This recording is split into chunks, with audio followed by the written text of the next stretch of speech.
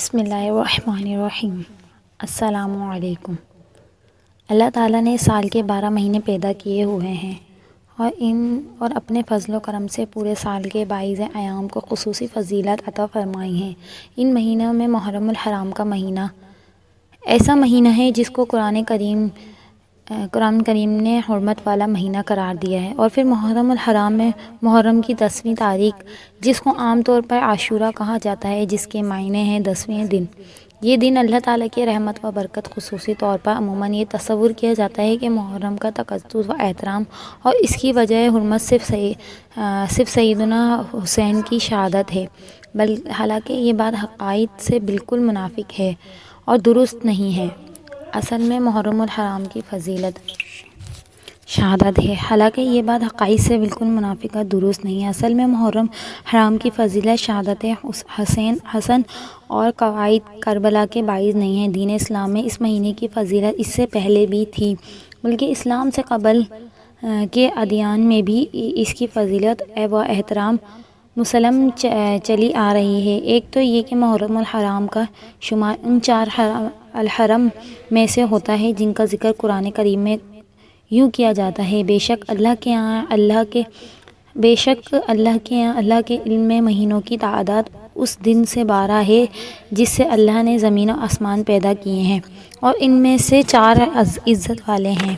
ان 4 مہینوں سے مراد الحدیث کے قواعد کی روح سے محرم اور رجب ہے۔ دوسری وجہ یہ ہے کہ ان مہینوں کی عزت و حرمت پہلے سے ہی دین ابراہیم میں سے بھی چلی آ رہی ہے، حتیٰ کہ مکہ والے بھی ان مہینوں کو میم قدر کی نگاہ سے دیکھتے ہیں۔ خصوصاً محرم کو بہت محترم مہینہ سمجھتے ہیں، اور صحیح بخاری میں ہے کہ زمانہ جہالت سے قریش بھی عاشورہ کا روزہ رکھتے تھے۔ جب اسلام آیا تو ان میں سے بھی یہی عزت و حرمت برقرار رہتی۔ محرم الحرام کی حرمت کی تیسری وجہ یہ ہے کہ اس مہینے کی تقدس و احترام موسیٰ علیہ السلام کے دین میں یوں بڑھ گئی کہ جب حضرت موسیٰ و بنی اسرائیل کو فرعون سے اس ماہ محرم کی 10 تاریخ کو نجات ملنے کی خوشی میں اللہ کا شکر ادا کرنے کے طور پر اسی دن روزہ رکھنے کا حکم ہوا، جسے سیدنا موسیٰ نے مع قوم بجا لایا۔ اس طرح یہ طریقہ عزت و احترام نبی اسرائیل میں چلا آ رہا ہے۔ چوتھی بات یہ ہے کہ اس مہینے کو حدیث میں نبی اکرم صلی اللہ علیہ وسلم نے شہر اللہ یعنی اللہ کا مہینہ قرار دیا ہے، تو یہ خاص مہینہ ہے۔ 5ویں وجہ یہ ہے کہ الحدیث میں اس ماہ کی فضیلت واردات ہوتی ہے۔ حضرت علی رضی اللہ تعالیٰ عنہ سے کسی شخص نے سوال کیا کہ ماہ رمضان مبارک کے بعد میں کون سے مہینے میں روزے رکھوں، تو حضرت علی رضی اللہ تعالیٰ عنہ نے جواب دیا کہ یہی سوال ایک دفعہ ایک آدمی نے رسول اللہ صلی اللہ علیہ وسلم سے بھی کیا تھا، اور میں ان کے پاس بیٹھا تھا، تو آپ صلی اللہ علیہ وسلم نے جواب دیا کہ ماہ مبارک کے بعد تم نے اگر روزہ رکھنا ہے تو ماہ الحرام میں رکھو، کیونکہ وہ اللہ تعالیٰ کا مہینہ ہے۔ اس میں ایک ایسا دن بھی ہے جس میں اللہ تعالیٰ نے ایک قوم کی توبہ قبول فرمائی، اور آئندہ بھی ایک قوم کی توبہ اسی دن قبول فرمائے گا۔ اس طرح محرم الحرام کی 10ویں تاریخ یعنی یوم عاشورہ بڑے ہی محترم، باعلی عالی شان اور عظیم کا حامل دن ہے۔ رمضان المبارک کے روزے کی فضیلت سے پہلے 10 محرم عاشورہ کا روزہ رکھنا مسلمانوں پر فرض تھا۔ بعد میں جب رمضان کے روزے فرض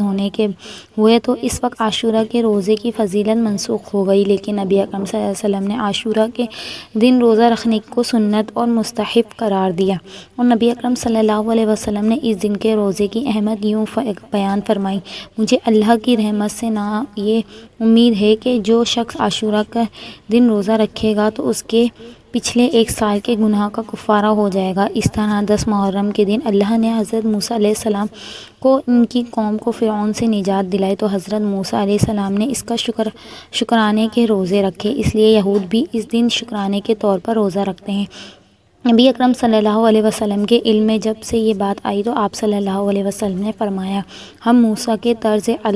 علم کو اپنانے کے لیے تم یہودیوں سے زیادہ حقدار ہیں۔ آپ نے خود بھی 10 محرم عاشورہ کا روزہ رکھا اور صحابہ کرام کو بھی روزہ رکھنے کا حکم دیا۔